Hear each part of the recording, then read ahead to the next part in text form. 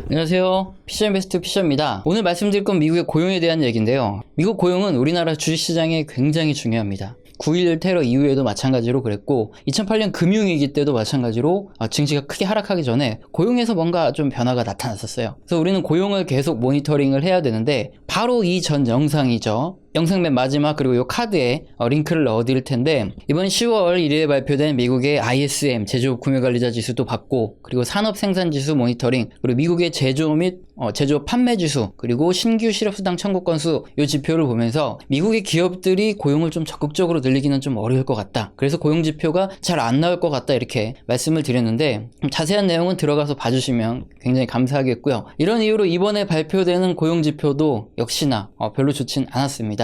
우선 미국의 비농업 신규 고용 증감 지표를 먼저 지금 띄워드리고 있는데요. 농업 부분은 원래 고용의 변동성이 크죠. 그렇기 때문에 농업을 딱 제외하고 나머지 신규로 취업자 수가 한 달에 얼만큼 늘었냐 얼만큼 감소했냐 이걸 알 수 있는 지표인데 그림을 보시면 5월에 거의 역대급이죠. 2천만 명 이상 역대급으로 큰 폭으로 이게 실업이 늘어났어요. 그리고 6월부터는 또 역대급으로 또 크게 고용이 다시 회복하고 있는 이런 그림이 나타나고 있는데 점점 가면서 고용은 그런데 지금 문제는 뭐냐면요. 이미 주식시장은 올해 초 코로나 이전 수준을 한참 넘어서고 있죠. 경기 회복에 대한 기대감 그리고 미 연준이 돈을 풀었으니까 유동성에 대한 기대감을 거의 충분히 반영하고 있는데 그런데 문제는 고용의 증가 속도죠. 증가 속도가 우리 투자자들의 기대보다 한참 느리면 주식시장 참여자들은 너무 빨리 증시가 올린 거 아닌가 과열된 거 아닌가 이렇게 걱정을 하면서 증시에 조정이 올 수 있고요. 고용의 증가 속도가 우리가 생각한 것보다 확실히 빠르면 주가가 추가로 상승할 가능성이 굉장히 높아지는 거죠. 미국의 비농업 신규 고용 지표를 이렇게 확대해서 보면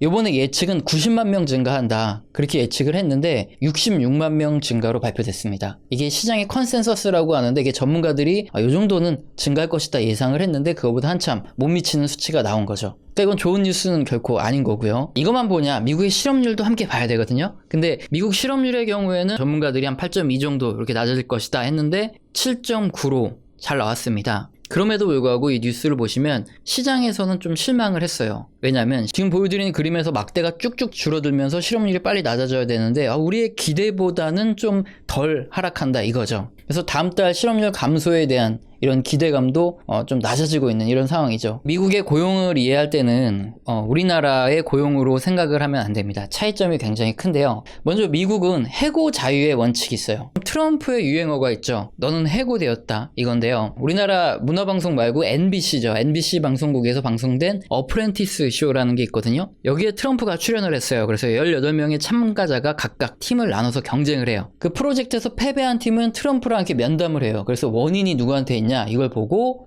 가장 원인이 큰 사람한테 트럼프가 너는 해고되었다 하면서 집에 가는 이런 프로그램이죠. 미국은 이런 TV 쇼뿐만 아니라 현실에서도 마찬가지로 이렇게 정말로 You're fired를 당할 수 있는 이런 국가죠. 노동의 유연성이 굉장히 높아서 해고가 상당히 자유롭습니다. 그래서 이번 코로나 때 미국의 실업률을 다른 유럽 국가들과 이렇게 비교한 표인데요. 일단 프랑스, 이탈리아, 영국의 실업률은 사실상 거의 그대로죠. 실업이 크게 발생하지 않은 거예요. 반면에 독일하고 스페인의 실업률의 기울기가 그래도 좀 높아지는데 하는 찰나에 미국을 딱 보면 아주 거의 수직으로 상승을 하죠. 해고가 자유롭기 때문에 미국은 그냥 다 잘라버린 겁니다. 우리 잘 안 되니까 니네 나가라 이렇게 한 거죠. 그래서 이런 뉴스 기사도 지난 4월에 있었죠. 아마존은 18만 명 뽑는데 쿠팡은 시간제 알바만 늘리는 이유 이런 뉴스 기사가 있었는데 원인이 바로 그겁니다. 쿠팡맨은 2년 후에 자동으로 정규직이 되는데 이게 전환율이 거의 94%라고 하죠. 우리나라의 경우 이렇게 직원을 한번 채용하면 해고가 굉장히 어렵습니다. 반면에 아마존은 18만 명을 뽑아도 회사가 갑자기 어려워지면 그냥 해고됐다 나가라 할 수 있으니까 그냥 편하게 막 채용을 하는 겁니다. 그래서 미국의 경우에는 실업급여 제도가 굉장히 발달해 있죠. 올해 4월 기준으로 다른 유럽 국가들 비교해서 미국의 실업수당 청구 건수가 정말 어마어마하죠. 그런데 이번 코로나는 굉장히 좀 특별했잖아요. 그러다 보니까 이것만 가지고 안 되니까 미 정부에서 재정을 좀 쏟아붓겠다 이렇게 해서 마련한 법안이 CARES, 케어스 법안이죠. 사실상 이 케어스 법은 정부가 그냥 돈을 국민들한테 쏟아 부어주는 이런 정책입니다. 표적인 부분이 한시적으로 실업급여를 추가로 지급하는 이런 거죠. 그리고 여기에 급여보호 프로그램이라는 이 PPP가 있는데요. 실업급여 추가의 경우에는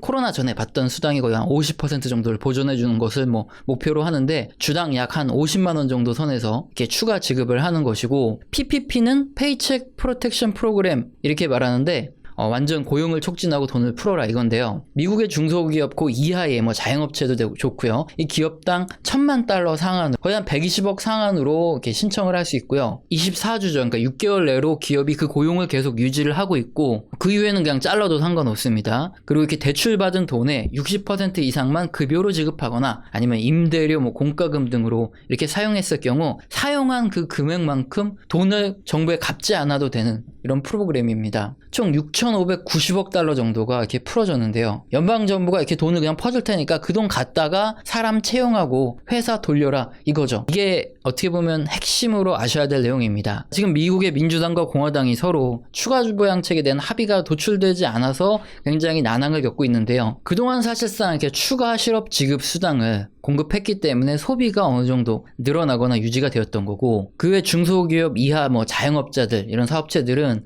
PPP로 정부가 빌려준 돈, 중소기업 이하 뭐 자영업자 또는 사업체들은 이 PPP 프로그램으로 정부가 그냥 준 돈을 받아서 근근히 버텨오고 있었던 거죠. 근데 이게 8월에 또 종료가 됐죠. 그래서 추가 부양책으로 연장을 해야 되는데, 만약에 이게 추가 부양책이 안 나오게 되면 이게 돈을 받아서 쓰던 중소 뭐 자영업, 중소기업들 이런 것들의 파산이 굉장히 늘어날 수밖에 없는 겁니다. 여기까지만 들어보시면 앞으로 어떻게 될까 이렇게 예상이 되시죠. 결국엔 합의는 될 수밖에 없습니다. 근데 정말 만약이긴 하지만 계속 이렇게 민주당과 공화당이 추가 부양책에 합의를 하지 못하면 정말 실업률이 다시 급증을 할 수 있어요. 정부가 돈을 지급해 주던 걸 안 주니까. 그리고 또 미국 소비도 다시 감소할 가능성이 높을 수밖에 없는 거죠. 그동안 미국 정부가 찍어낸 엄청난 돈으로 시간을 벌고 백신이랑 치료제가 나와서 사람들이 다시 이전 상황으로 복귀할 때까지 어떻게 보면 연명을 하고 있는 거니까요. 뭐 그렇게 되면은 결국엔 또 합의를 하고 결국엔 또 돈은 또 추가로 지급이 될 수밖에 없는 이런 상황이고요. 그동안 좀 진통은 있겠지만 결국에는 뭐 주식시장도 그 영향을 받아서 합의가 되기 전까지 좀 눌리고 하다가 합의되면 한 번 더 튀어오르고 뭐 그러겠죠. 지금 어떻게 보면 미국이 그동안 자랑하던 노동 유연성, 그러니까 해고의 자유, 그리고 뭐 채용의 자유 이런 것들이 과연 옳은 것인가, 이거에 대해서 다시 한번 생각하는 계기가 되는 과정입니다. 왜냐하면 해고를 이렇게 맘대로 할 수 있는 미국의 경우에 경제가 좋을 때는 뭐 전혀 문제가 안 되죠. 그런데 이렇게 코로나처럼 급격히 경기가 둔화되고 또 장기간 회복되지 못하는 이런 거의 사상 초유의 사태가 벌어진 경우에는 경기 둔화에 따른 개개인들의 소비 감소, 또 뭐 일자리 감소 문제를 중앙정부가 돈을 풀어서 무제한적으로 부담해야 될 수밖에 없는 이런 상황이 펼쳐지는 겁니다. 반대로 뭐 우리나라 같이 해고가 쉽지 않은 국가들의 경우에는 정부가 어느 정도 이 재정적으로 지원을 하긴 하지만 사실상 기업들이 해고가 쉽지 않기 때문에 나눠서 기업들과 함께 부담을 하는 거거든요. 미국이 지금 기축통화 국가니까 아무 문제가 안 되는 거지, 만약에 우리나라 같이 이렇게 기축통화가 아닌 국가가 고용이 유연했다면 어땠을까요? 미국처럼 이렇게 무제한 돈을 풀어서 국민들에게 그냥 지급을 해줄 수가 없기 때문에 많은 이런 중소 아니면 자영업체들이 그냥 망하는 것을 지켜보거나 아니면 정부가 돈을 크게 풀어서 재정 건전성이 굉장히 낮아지게 만드는 방법밖에 없는데,